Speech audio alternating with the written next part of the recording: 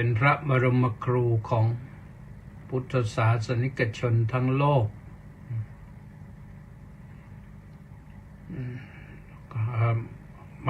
บางที่เขาเรียกว่าพระมหาศาสดาอาตมาก็มองว่าพระบรมศาสดานั้นดีอยู่แล้วพระบรมครูพระบรมศาสดาปรมะนี่แปลว่ายอดเยี่ยมอย่างยิ่งมหานี่อาตมาภาพเองก็เคยเป็นมหามาแล้วสอบได้ปรริญญาก็เป็นมหาหรือตัวใหญ่ก็เรียกว่ามหาตัวอ้วนมากนะเป็นพระมหากัจจายนะนะท่านอ้วนเราเห็นหลวงพ่อสังกัจจายเนี่ยอ้วนนะลักษณะอย่างนั้นเอากันว่าพระบรมศาสดาเป็นศาสดาเป็นศาสดาก็แปลว่าครูครูทั้งหกก็คือศาสดาทั้งหกรวมยุครวมสมัยกับพระพุทธเจ้านะก็แต่ว่าท่านเหล่านั้นก็ด้วยความที่มีทิฏฐิเป็นครูแล้วก็เลยไม่ต้องมาเป็นครูไม่ไปเข้าเฝ้าพระพุทธเจ้าเลยครูทั้งหกนะมีสัญชัยเป็นต้นสัญชัยเวรัตบุตรไม่ยอมเข้าประน้อมรำลึกนึกถึงคุณของคุณครูนะแล้วก็ตั้งจิตอธิษฐานให้ครูที่ยังมีชีวิตอยู่ก็ให้สุขสบายที่ครูที่เสียชีวิตไปแล้วก็ขอให้ไปสู่สุคติไปสู่โลกสวรรค์ให้ครูได้สุขกายสุขใจในบั้นปลายนะถ้ามีชีวิตอยู่หรือจะละโลกนี้ไปแล้วก็ขอให้สุขสบายเพราะทำหน้าที่ครูนี่เหนื่อย อีกอย่างหนึ่งวันพรุ่งนี้ก็เป็นวันพระนะขึ้น8 ค่ำวันพระข้างขึ้นนะทำบุญข้างขึ้นนี่ก็ดีนะมันจะได้ขึ้นโชคมาวาสนาขึ้นอะไรต่างๆบุญทำแล้วบุญขึ้นนะก็ทำแล้วก็ตั้งจิตอธิษฐานขอให้บุญเจริญงอกงามยิ่งขึ้นเป็นกองโตตั้งจิตอธิษฐานให้ดีจะทำบุญตักบาตรหรือว่าจะไปวัดทำวัดสวดมนต์ฟังเทศน์ฟังธรรมหรือจะบำเพ็ญจิตภาวนาไปสมาทานศีลก็ขอให้ศีลเต็มเปี่ยมทำวัดเช้าก็ให้บุญเต็มเปี่ยมฟังธรรมก็ให้ได้ธรรมะเต็มเปี่ยมแล้วก็เจริญภาวนาก็ให้ได้ใจได้ประสบพบสุขเต็มเปี่ยมอธิษฐานนะจิตจะได้ไม่ฟุ้งซ่านไปอื่นนึกว่าวันพระ7 วันก็มีครั้งหนึ่งเพราะฉะนั้นก็เตรียมนะโยมนะพรุ่งนี้เตรียมกายเตรียมใจไว้แต่วันนี้วันนี้ต้องขออนุโมทนาบุญกับคุณโยมแสงมณีปิตินวสกุลร่วมบุญกองบุญหนุนกองธรรมมา300 บาทสาธุคุณโยมพิมพัทราวิสูตรโยธิน100 บาทสาธุคุณโยมสุดารัตน์ชำนาญคำ100 บาทสาธุแล้วเพิ่งมาตะกี้เนี่ยตอน20:51 นาทีวันนี้นะโอนเข้าบัญชีมา 500 บาทท่านผู้นั้นก็คือคุณโยมวราพรอัฏฐสุขแต่โยมก็จะได้ยินเสียงบ่อยๆมัคโคน่านะมัคโคน่านี่ชื่อว่าวราพรอัฏฐสุขอัฏฐสุขก็สุขมันเกิดจากประโยชน์ก็เป็นประโยชน์สุขประโยชน์ทางกายทางใจก็ได้นะอนุโมทนาสาธุกับทุกท่านนะครับทำบุญอุทิศให้คุณแม่ด้วยแหละคิดถึงคุณแม่เพิ่งเสียชีวิตเพิ่งทำชาปนกิจไปสักถึง3 เดือนแล้วยังประมาณนั้นนะก็กว่าแล้ววันก่อนรู้สึกว่าจะทำบุญ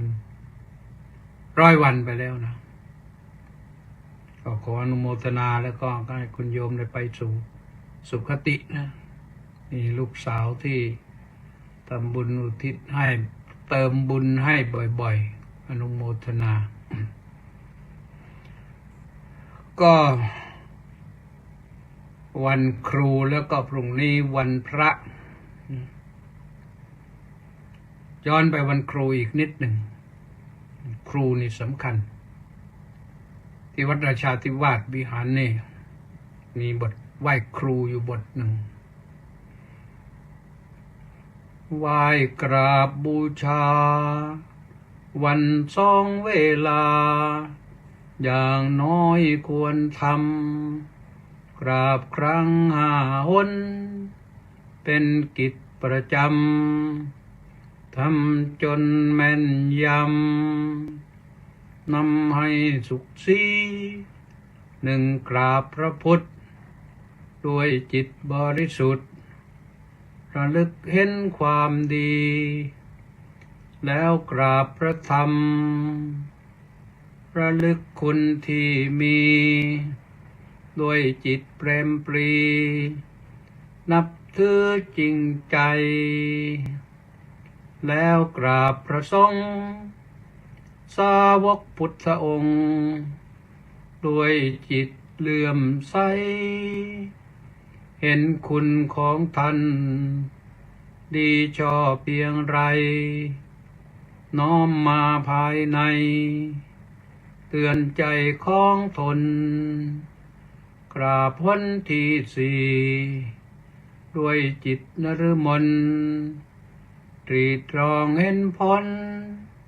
ที่ท่านอุปการแล้วประมวลความดี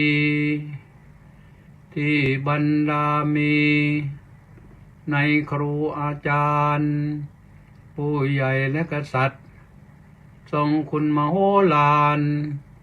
น้อมจิตกราบกรานเป็นที่ครบ5ลำดับแต่นั้นอธิษฐานบากบั่นด้วยใจแกล้วกล้าคิดกระหนึ่งกิจการตามวันเวลาหาจ้องแสวงหาผลประโยชน์ประจำวันกับคิดรักษาทรัพย์สินนาด้วยวิธีป้องกันอย่าให้จ่ายมากแต่รู้แบ่งปันเลิกการพนันคบหาคนดีรักษาความสัตย์ตั้งจิตวิรัติบำเพ็ญขันติเว้นบาปอกุศลเป็นคนอารี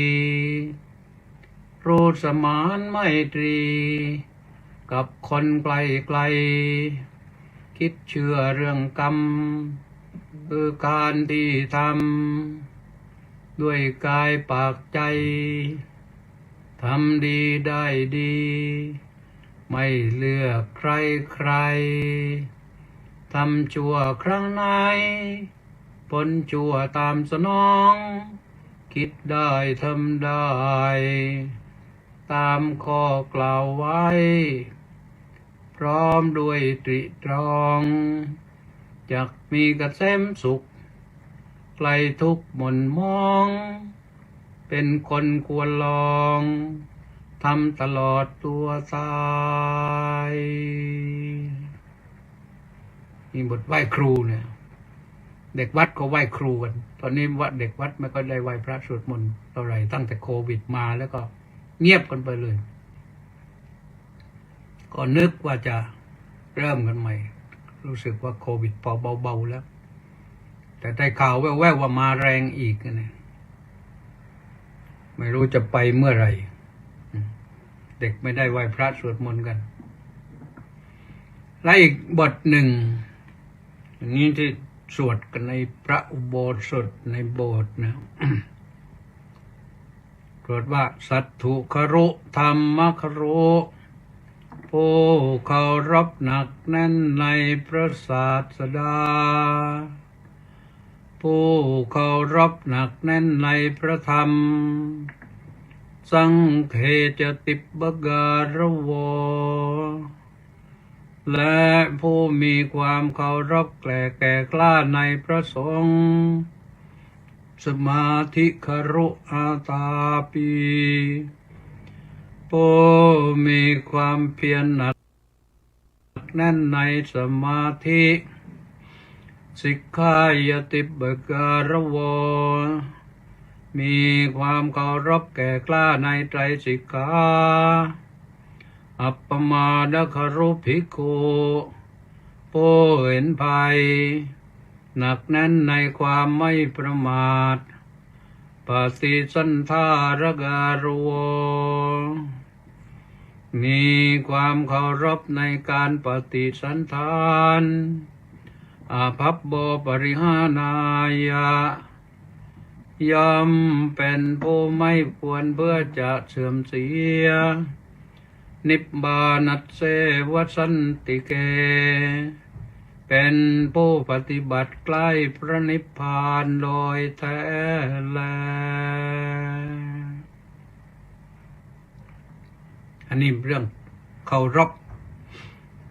พในพระบรมครูคือพระพุทธเจ้าพระธรรมและพระสงฆ์แล้วก็เคารพในพระธรรมในสมาธิในสิกขาในความไม่ประมาทในปฏิสันฐานพระพุทธองค์ทรงสรุปไว้ว่าคนที่ปฏิบัติเคารพอยู่เป็นประจำอย่างนั้นไม่เสื่อมอภัพโบปริหานายะไม่เสื่อมนิบบานัสเสวสันติเกได้ชื่อว่าเป็นผู้ปฏิบัติเข้าไปใกล้พระนิพพานนะถ้าเคารพพระพุทธเจ้าพระธรรมพระสงฆ์แน่นอนแล้วก็เมื่อคืนก็ว่าไปถึงเรื่องความเสื่อมความเจริญของศาสนาก็ว่าด้วยเรื่องเกี่ยวนี้ถ้าชาวพุทธเรายังศรัทธาหนักแน่นในพระรัตนตรัยเนี่ยในพระรัตนตรัยในสิกขาแล้วก็ในเพื่อนพรหมจารีคือผู้ปฏิบัติธรรมด้วยกันอันนั้นทำให้ศาสนาดำรงมั่นคงอยู่ได้นานทีนี้วันนี้นี่ก็มาถึงเรื่องเจโตขีลสูตรหรือเจโตคิลสูตรคิละว่าด้วยตะปูตรึงจิต5ประการเคยได้ยินไหมเจโตนั่นก็คือจิตนะจิตะเจโตจิตใจคิละนี่แปลว่าตะปูตรึงใจตอกไว้ที่ใจแล้วก็ไปไหนไม่ได้สูตรไว้ว่าด้วยตะปูตรึงจิต5ประการพระพุทธองค์ก็ทรงแสดงไว้ว่า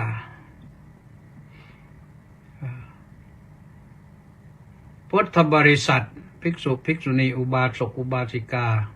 ในพระศาสนานี้เคลือบแคลงสงสัยไม่น้อมใจเชื่อ ไม่เลื่อมใสในศาสดา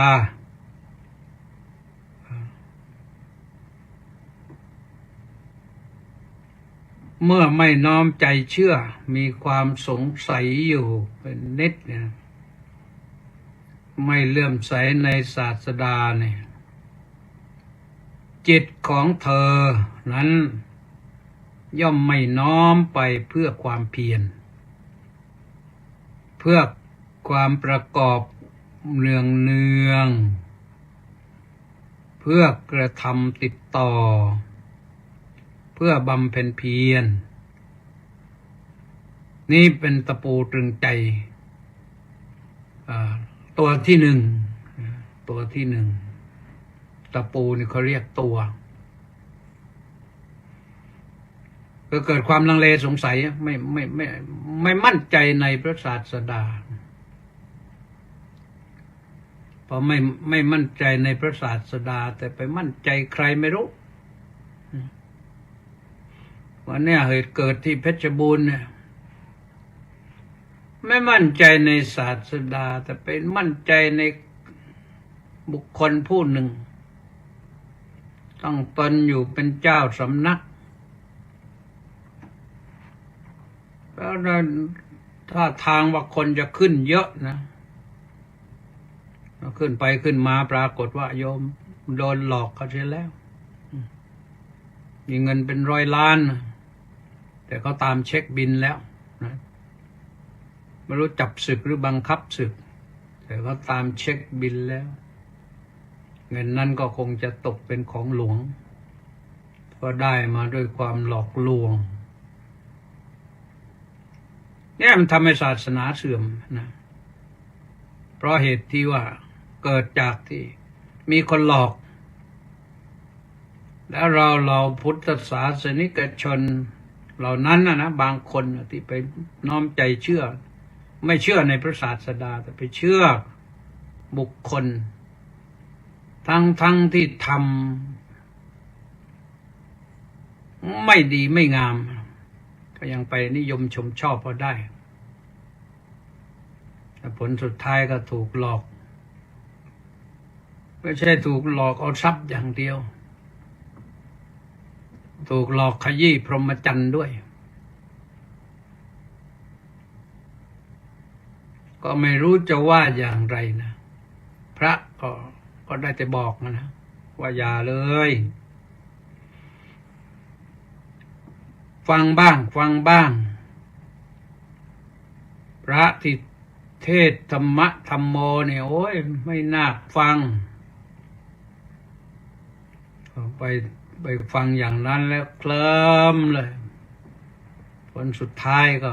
ก็เป็นอย่างนี้แหละมีอยู่เรื่อยมันไม่หมดหรอกโยมเรื่องอย่างนี้ไม่หมดหรอกยุคเรานี่ขนาดนี้ยุคต่อไปไม่รู้ขนาดไหนคือคนพวกนี้ฉลาดแต่ฉลาดโกงฉลาดที่จะหลอกลวงคนมีมาทุกยุคทุกสมัยแหละยุคพระพุทธเจ้าก็มีแต่พระพุทธเจ้ารู้ก็อาเปหิในประเทศไปศึกไปก็มียุคพระพุทธเจ้าศึกไปก็มีหลังจากพระพุทธเจ้าปรินิพพานแล้วก็จะทำสัมปยุตปยมต่อพระศาสนาจนท่านต้องสังคายนาพระธรรมวินัยกันมาโดยลำดับนะอย่างพระพุทธศาสนาล่วงไป100 ปีนะต้องสังคายนาที่วาลุการามเมืองเวสาลีพระเจ้ากาลาโศกราชเป็นองค์เอกครศาสนูปถัมภกพระยัสสกากันทบุตรท่านเห็นและรับไม่ได้เห็นพระภิกษุกลุ่มหนึ่งชาวเวสาลีนะชาววัดชีนะรับไม่ได้มันไม่ใช่พระธรรมวินัยตั้งกฎตั้งกติกากันผิดออกนอกธรรมนอกวินัยผลสุดท้ายต้องอาศัยพระบารมีพระเจ้าอยู่หัวสังคายนาขจัดเสี้ยนหนามออกไป ตัดสินไปว่าอันไหนมันผิดอันไหนมันถูกถ้าไม่ได้ทำคนเดียวฮะมีพระสัพพกามีบ้างใครบ้างยศกากันตบุตรท่านช่วยกันพระเถระหลายรูปมาชำระสัตสางให้พระศาสนาบริสุทธิ์ผุดผ่องก็อยู่ได้มาประมาณพอ200 กว่าประมาณ230ตรงนั้นนะยุคพระเจ้าอโศกมหาราชก็สังคายนาครั้งที่3อีก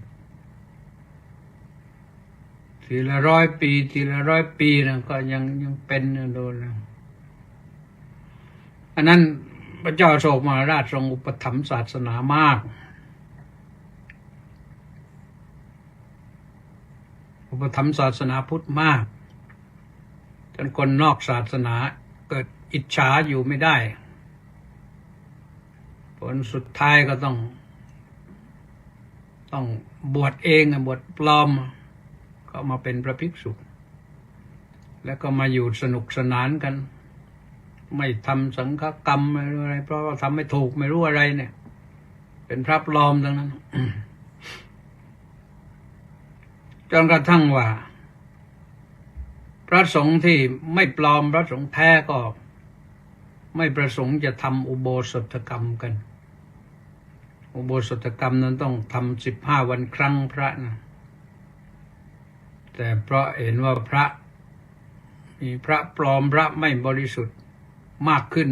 แล้วก็เราไม่ทำสังฆกรรมพระเจ้าโศกทรงทราบก็สั่งให้มหามาตย์ไปก็ขอร้องให้พระสงฆ์ทำอุโบสถกรรมกันแต่มหามาตย์นั้นไปทำเกินกว่าเหตุปรากฏว่าไปขอร้องก็แล้วบังคับก็แล้วพระก็ไม่ทำสังฆกรรมกันในที่สุดไปตัดคอพระหลายรูปทำไปทำมาสังเวชสลดใจกลับไปทูลพระเจ้าแผ่นดินว่าเหตุการณ์เป็นอย่างนี้โอ้พระเจ้าโศกเราไม่ได้สั่งให้ไปตัดคอพระเนี่ยสั่งให้พระทำสังฆกรรมกันเท่านั้นทรงสังเวชสลดพระทัยแล้วก็ไม่สบายพระทัยเพราะอามาตย์ถือเอาพระบรมราชโองการไปตัดคอพระในที่สุดพระเจ้าโศกมหาราชก็ต้องถามพระว่าจะทำอย่างไรจะแก้อย่างไรจะผิดไม่ผิดทำอย่างเนี้ยพระก็ตอบว่าผิดบ้างไม่ผิดบ้างแต่ในที่สุดก็ได้พระมหาเถระท่านตอบให้ว่าถ้าไม่ใช่เจตนาของพระองค์เนี่ยพระองค์ไม่ผิดเพราะพระพุทธเจ้าตรัสไว้แล้วเจตนาหั่งภิกขเวกัมมังวดามิเรากล่าวเจตนาว่าเป็นตัวกรรมถ้าพระองค์ไม่เจตนาอย่างนั้นก็ไม่ผิดพระองค์ก็เบาพระทัยบ้างแต่แม้กระนั้นก็ยังคิดอยู่ในที่สุดจะทำอย่างไรก็นึกออกได้หรือว่าพระรูปไหนไปกราบไปทูลให้ทรงทราบว่าต้องสังฆายนาต้องสังฆายนาทีนี้ตอนนั้นสังฆายนาคนนะยุคพระเจ้าโศกนี่หลักคือสังฆายนาคนคือเอาพวกที่ไม่ได้เรื่องที่ไม่เป็นพระแท้ไม่เป็นพระจริงออกจากศาสนาจับศึกพระราชทานผ้าในพระคลังหลวงให้คนเหล่านั้นใช้เป็นผ้านุ่งศึกไปเป็นหมื่น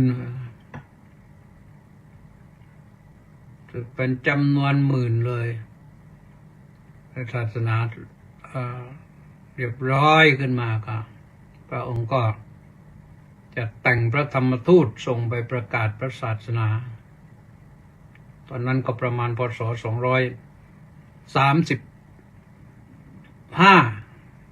ประมาณพ.ศ. 235 แต่พระองค์ก็ส่งไปพระธรรมทูตไป9 สายเพื่อให้พระศาสนาไปทั่วไปในอินเดียทางใต้ทางตะวันตกแล้วก็ไปถึงโน้นแหละคันธาระอัฟกานิสถานนั่นไปถึงกรีกนั่นพระโยนกธรรมรักขิตไปถึงกรีกเนี่ยมาเองยังนึกนะยังนึกเอาผิดถูกไม่รู้เรานึกเอาว่าปรัชญากรีกเนี่ยในปรัชญากรีกนะมีธรรมะของพระพุทธเจ้าหลายข้อแต่เขาเอาไปศึกษาในเชิงปรัชญาก็ไปเทียบไปเคียงไปนั้นก็ออกไปต่างๆกันไปแล้วความคิดเหล่านี้ก็แผ่กระจายไปถึงทางเยอรมันทางบาบิโลนอะไรต่างๆเนี่ยพวกนี้ก็ไปได้สายหนึ่งก็คือพระมหินทเถระไปศรีลังกาหรือสิงหนท่านได้ไปทำสังฆายนาที่นั่นแล้วท่านเห็นว่าโอ้สงสัยว่าต่อไปนี่ศาสนาจะลำบากถ้าใช้แต่ความจำกุลบุตรจำไม่ไหวก็เลยมีการจารึกลงในใบลานว่าประมาณพ.ศ. 445ประมาณนั้นก็จารึกลงในใบลานแล้วก็ได้เป็นหลักฐานมาซึ่งต่อมาก็พระพุทธโฆษะจากอินเดียใต้เห็นว่าศาสนาในอินเดียมันหายไปแทบจะหมดแล้วตรงนั้นก็ประมาณพุทธศตวรรษที่10 900ไปแล้วนะพระพุทธโฆษาจารย์ท่านลงเรือไปเลยไปปริวัติอักษรแล้วก็ไปแปลอะไรต่างๆคัมภีร์ที่ท่านสังคายนากันไว้นะแล้วก็ท่านรจนาคัมภีร์ขึ้นมาเล่มหนึ่งตั้งชื่อว่าวิสุทธิมรรคปกรณ์แปลเป็นภาษาฝรั่งว่าthe purification ทางแห่งความบริสุทธิ์ก็ยังใช้อยู่ในปัจจุบันนะหนังสือเล่มนั้นตอนอีกสายหนึ่งก็มาสุวรรณภูมิอีกสายหนึ่งที่ว่ามาสุวรรณภูมิก็เราเชื่อกันว่าสุวรรณภูมิคือในเขตประเทศไทยประเทศพม่าประเทศมาเลเซียลาวเขมรอาจจะไปถึงเวียดนามอาณาจักรใหญ่ตรงนี้ตอนนั้นยังไม่แบ่งแยกเป็นประเทศเล็กประเทศน้อยพระโสนพระอุตระแล้วก็ยังมีพระชานียะพระภูริยะพระมุนียะ5 เถระนั้นพร้อมด้วยอุบาสกอุบาสิกาประมาณ20 กว่าคนมีสามเณรมาด้วย2 รูปก็มาถึงสุวรรณภูมิมาถึงนี่เกิดเหตุการณ์ในบ้านเมืองขึ้นในสมัยนั้นพระราชกุมารพระราชกุมารีสิ้นพระชนม์ไปหลายพระองค์หมอท้องถิ่นว่าเป็นเรื่องของถูกผีก็เลยพอเห็นพระมาก็ห่มจีวรมาก็ไม่นึกเขาไม่นึกว่าเป็นพระเขาไม่นึกว่าเป็นUFO หรอกแต่เขานึกว่าพระนี่แหละตัวนี้แหละคือผีที่มาทำให้พระราชกุมารพระราชกุมารีสิ้นพระชนม์เนี่ยล้อมจะจับจะประหารเลยแต่ท่านคงเป็นพระอรหันต์นี่คงมีฤทธิ์มีอะไรต่างๆที่พอจะเจรจากันได้ในที่สุดพระโสนะเป็นหัวหน้าก็ ก็แก้ปัญหาเรื่องพระราชกุมารพระราชกุมารีที่ต้องสิ้นพระชนม์ไปได้ ก็เลยเป็นที่ตั้งแห่งศรัทธาเลื่อมใสของราชวงศ์ในสุวรรณภูมิมีพระนามปรากฏก็คือพระเจ้าโลกละวาพระมเหสีก็คือพระนางกัณตาเทวีอุปถัมภ์ศาสนามากแต่หลักฐานนี้เกิดขึ้นที่แถวเขางูราชบุรีแถวโน้นทั้งกับแต่ว่าท่านแผ่ศาสนาไปทั่วแหละขึ้นเหนือขึ้นไปอีสานลงไปใต้ไปอาณาจักรทะเลใต้ไปถึงชวากไปถึงบาลีชวากก็คือชวาบาลีก็คือบาลีเนี่ยไปยาวไปถึงโน้นเพราะฉะนั้นในสุวรรณภูมินี้ก็พระศาสนาเข้ามาเมื่อพศ230ประมาณต้นปีพศ236เข้ามาแล้วพอสงบเรียบร้อยแล้วท่านก็ให้อุปสมบทแก่กุลบุตรผู้ศรัทธา1,000 รูปแล้วก็เป็นสามเณร150เป็นชี100เนี่ยในพศนั้นนะเพราะฉะนั้นพระภิกษุสามเณรแม่ชีนี่ ในสุวรรณภูมินี่เนี่ยบ้านโดยพศแล้วเกิดขึ้นพศเดียวกันแล้วเราจะเห็นว่าชีนี่จะอยู่แถวภาคกลางแถวนี้เยอะกระจายไปภายหลังก็มีและโดยเฉพาะอย่างยิ่งราชบุรีเพชรบุรีนี่นครปฐมนี่จะมีกุลสตรีนิยมบวชเป็นชีกันเยอะมากกว่าที่อื่นอันนี้ก็น่าสนใจนะเรื่องราวเหล่านี้นี่ปรากฏอยู่ในหนังสือ พุทธศาสนสุวรรณภูมิปกรณ์ราชบุรีวัตถุกถาตำนานเมืองขุนไทยของหลวงพ่ออ่ำธรรมทัตโตหรือพระราชกวีอ่ำธรรมทัตโตวัดโสมนัสวิหารท่านเป็นชาวราชบุรี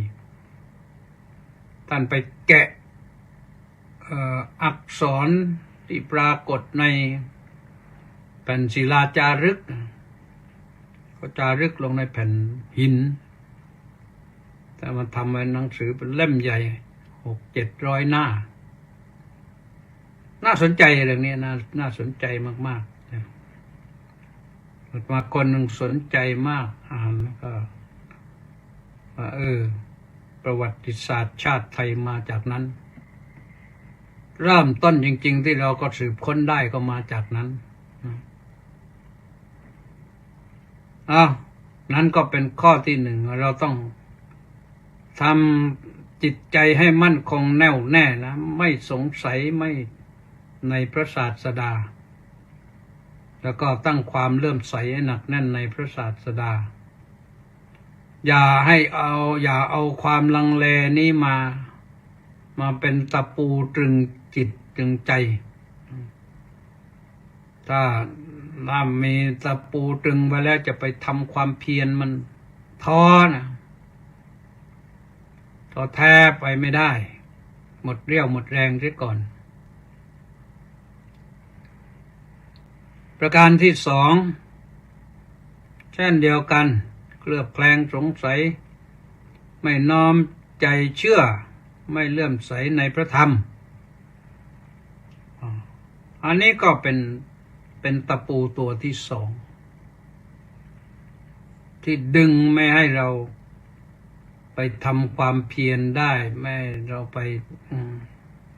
ฝึกหัดปฏิบัติธรรมที่เข้มข้นได้ตะปูตัวที่สามก็คลางแคลงสงสัยเคลือบแคลงสงสัยไม่น้อมใจเชื่อไม่เลื่อมใสในพระสงฆ์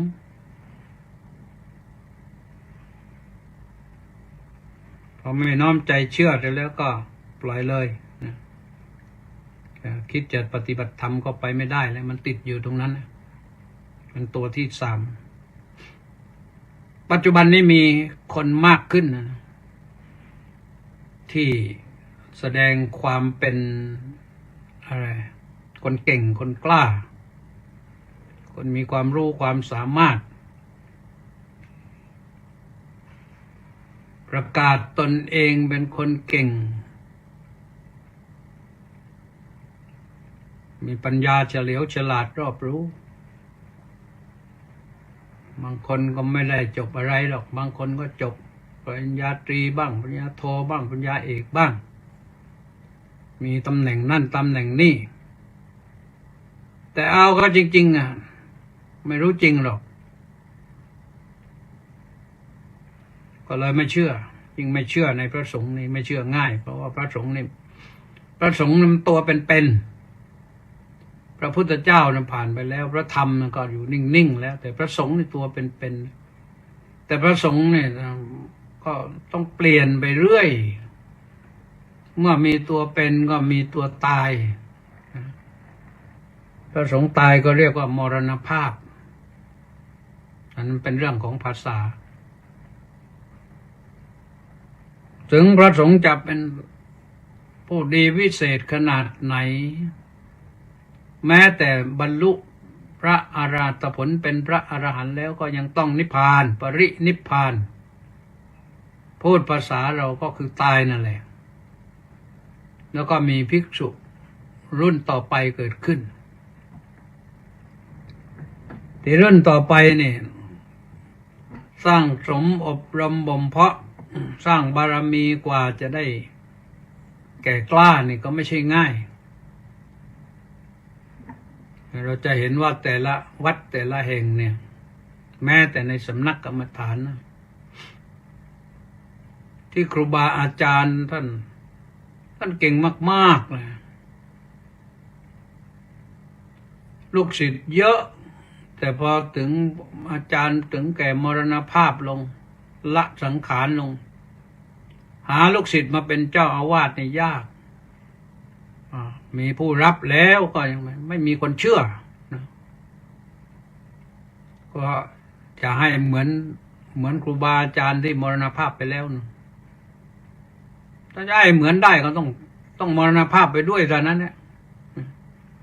ถ้าไม่งั้นก็ต้องสร้างสมบารมีไปนานๆหลายปีถึงจะเป็นพระที่มีวิชาความรู้แก่กล้าขึ้นมาได้มันไม่ใช่ไม่ใช่เลยไม่ใช่เรื่องง่ายๆคนที่จะเก่งไม่ใช่เรื่องง่ายๆดูบางคนไม่ว่าในสังคมไหนนักการศึกษานักกฎหมายนักการเมืองนักอะไรกว่าจะมาเป็น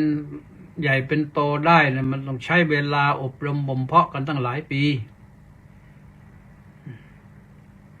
ทั้งที่บางครั้งบางทีก็เรียนมาจบเยอะแยะเลยไม่รู้อะไรต่อไม่อะไรเขียนมัน2-3 บรรทัดก็ยังไม่หมดแต่เอาก็จริงๆก็ยังไม่เก่งหรอกจะกดไมค์พูดสักทีก็ปากสั่นเยอะไปอย่างเนี้ยพูดมาเยอะแล้วแต่ประมาณพูดในที่ราโหฐานในที่ประชุมใหญ่ๆก็พูดไม่ออกทำอะไรไม่ได้นี่แหละท่านทั้งหลายพระสงฆ์ก็เหมือนกันพระสงฆ์ไม่ใช่ไม้ผุพระสงฆ์ไม่ใช่จอมปลวกที่จะอยู่นิ่งๆได้ท่านต้องทำนี่ถ้าทำไปแล้วโยมไปยั่วไปยุก็เสร็จเลยพระสงฆ์อาจจะเพี้ยนไปเลยก็ได้ตะปูตัวที่4ก็คือเรื่องเคลือบแคลงสงสัยไม่น้อมใจเชื่อไม่เลื่อมใสในสิกขานั้นก็คือการฝึกหัดปฏิบัติ เรียนรู้แล้วฝึกหัดปฏิบัติทดลองพิสูจน์สิกขาไม่ใช่แค่เรียนรู้สิกขาไม่ใช่แค่อ่านหนังสือสิกขาไม่ใช่ไปเก็บเอามาจาก Google ไม่ใช่ไปเก็บข้อมูลความรู้มาจากอินเทอร์เน็ตอันนั้นเป็นเพียงส่วนหนึ่งเศษเสี้ยวหนึ่งว่าตรงนั้นมันมีแหล่งข้อมูลที่จะไปเอามาใช้ได้แต่เอามาตัดสินไม่ได้ตัวสิกขาจริงๆมันต้องเรียนรู้แล้วฝึกหัดปฏิบัติทดลอง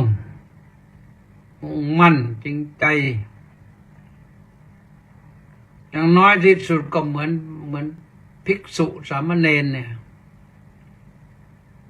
ภิกษุสามเณรเนี่ยอย่างน้อยที่สุดต้องมีอธิศีลสิกขาคือศีลที่มากศีลที่เข้มข้นศีลปาติโมกข์กับสังวรศีลเนี่ยศีล227นี่ถือว่าเป็นสิกขาเป็นอธิศีลสิกขาไม่ใช่รักษาศีลสักข้อหนึ่งแล้วก็เป็นสิกขาแล้วแต่ถ้ารับศีล5แล้วปฏิบัติตามศีล5อันนั้นก็ถือว่าเป็นสิกขาของโยมได้อยู่อันนี้อาตมาว่าเองนะแต่พระพุทธเจ้านั้นบอกให้รักษาศีลให้เคร่งครัดแม้ศีลเล็กๆน้อยๆก็ให้เห็นว่าถ้าล่วงละเมิดแล้วมันเป็นภัยอนุมัตเตสุวัชเชสุปยดัสสาวิสมาดายสิกติสิกขาปเดสุเพิ่งเห็นว่าการล่วงละเมิดสิกขาบทแม้แต่เล็กน้อยกันว่าเป็นภัยการศึกษาสิกขาบทให้ดีอนุมัตเตสุวัชเชสุโทษแม้นิดหน่อยอนุเท่าอนูหนึ่งก็จะได้ล่วงละเมิดถ้าล่วงละเมิดไปแล้วก็จิตที่จะไปบำเพ็ญเพียรก็เกิดไม่ได้ไปไม่ได้จิตของเธอไม่น้อมไปเพื่อความเพียรเพื่อความประกอบเนืองเพื่อการทำติดต่อเพื่อบำเพ็ญเพียรเพราะสงสัยเคลือบแคลงคลางแคลงสงสัยอยู่อย่างนี้ไม่น้อมใจเชื่อก็เลยเป็นตะปูตัวที่4ตัวสุดท้ายตะปูตัวที่5คือ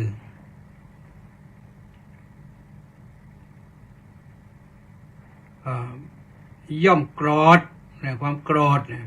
มีใจไม่แช่มชื่นถูกโทสะรบกวนแล้วกระด้างกระเดืองในเพื่อนพรหมจารีอาจจะใช้คำว่าสหธรรมิกก็ได้แต่ในคัมภีร์นั้นในพระไตรปิฎกบอกว่าเพื่อนพรหมจรรย์เพื่อนพรหมจรรย์คือเพื่อนปฏิบัติธรรมอะไรถ้าเป็นพระก็เป็นเพื่อนผู้ประพฤติพรหมจรรย์จิตของเธอย่อมไม่น้อมไปเพื่อความเพียรเพื่อความประกอบเนืองเพื่อกระทำติดต่อเพื่อบำเพ็ญเพียรนี้เป็นตะปูตรึงใจข้อที่5ภิกษุทั้งหลายตะปูตรึงใจก็มีอยู่5ประการนี้แหละ5ประการนั้นมันเคลือบแคลงสงสัยในพระพุทธเจ้าในพระธรรมในพระสงฆ์ในสิกขาแล้วก็ในเพื่อนภิกษุสามเณรเพื่อนผู้ปฏิบัติธรรมด้วยกันถ้ายังเคลือบแคลงสงสัยกันอยู่อย่างนี้ก็จะบำเพ็ญเพียรให้เข้มข้นยากนะเพราะฉะนั้นก็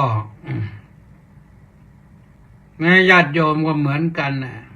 ชวนกันไปปฏิบัติธรรมที่ไหนพอคลางแคลงในเพื่อนจะแล้วนี่มัน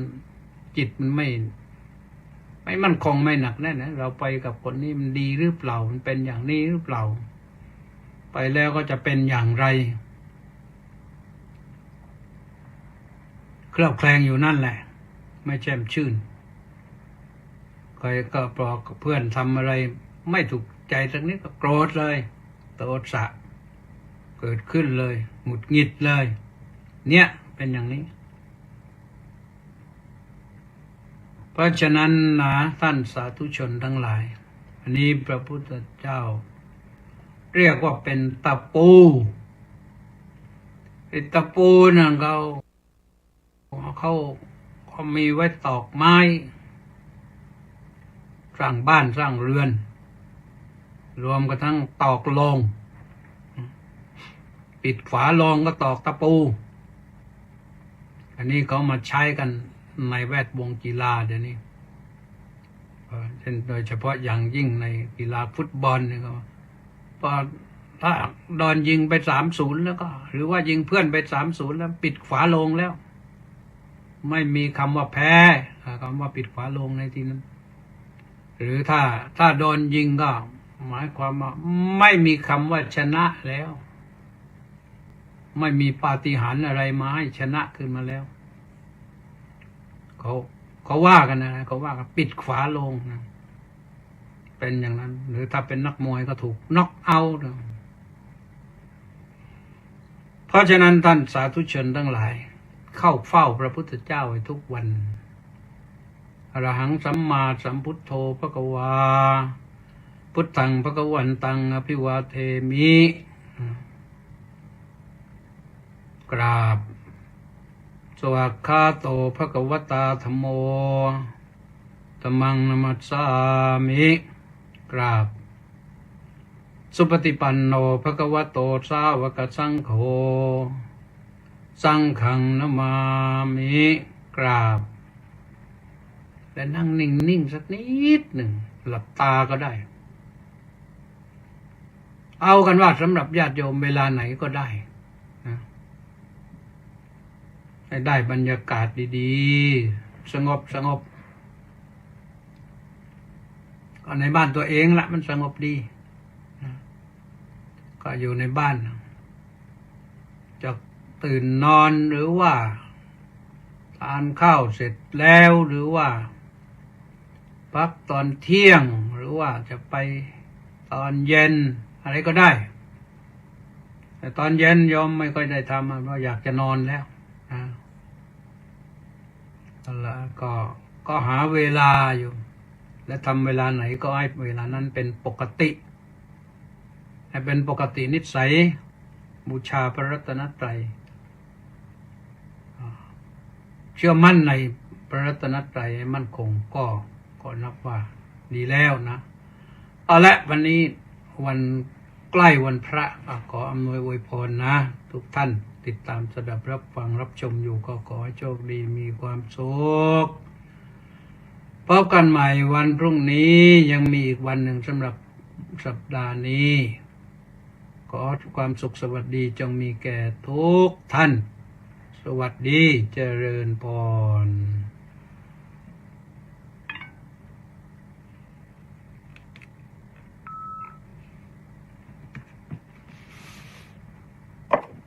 วันนี้มีใครมาบ้างเมื่อคืนนี่มาไม่กี่คนแต่มาติดตามฟังภายหลังก็เอาละนะตามฟังภายหลังคงจะมีภาระธุระวันนี้จะเหมือนกันหรือเปล่าวันนี้สมศรีลักษณะบิลาศมาก่อนใครเลยน้องกราบนมัสการสาธุสาธุสาธุเจ้าค่ะเกลือเกียรติเก่งสาธุมณีแสงจันทร์น้องกราบนมัสการสาธุสาธุสาธุเจ้าค่ะแปะนันทิการก็บอกว่าน้องกราบนมัสการสาธุสาธุสาธุเจ้าค่ะคิมแสกกล้วยก็บอกกราบนมัสการเจ้าค่ะจินตนาเหลื่อมแก้วก็บอกว่ากราบนมัสการค่ะพระอาจารย์อยู่ไหนไม่รู้ตอนนี้จินตนาเหลื่อมแก้วเนี่ยอยู่สุราษฎร์หรือเปล่า ป้าจ่ายจินดาน้อมกราบสาธุสาธุสาธุเจ้าค่ะนี่แน่นอนบางงาต้องใส่ราชโคตบอกว่าน้อมกราบนมัสการหลวงพ่อเจ้าคุณขอรับสาธุสาธุสาธุก็สาธุนะนุปานลักษณะเบลาศน้อมกราบนมัสการสาธุสาธุสาธุเจ้าค่ะนี่ก็โน้นเลยมาจากทุ่งใหญ่นครศรีธรรมราชสรันอุเนติตระโกนกราบกราบกราบสาธุสาธุสาธุครับท่านโอ้นี่มาจาก LA ลอสแองเจลิสนะสาธุมาไกลสุภาวดีชนสงครามสาธุค่ะนี่ก็มะม่วงปลายแขนดอนคนนองชัยวัฒน์ทิพมนน้อมกราบนมัสการครับพระเดชพระคุณท่านเจ้าคุณสาธุสาธุสาธุสาธุครับสาธุต้าสิทธิมงคลนมัสการสาธุครับเงินสาธุนิลาศราวก็มีชื่อแค่นี้นะวันนี้เห็นในนั่นก็ขึ้นมา12 คนเอาละเท่านี้ก็เท่านี้ไม่มีเวลาฟังก็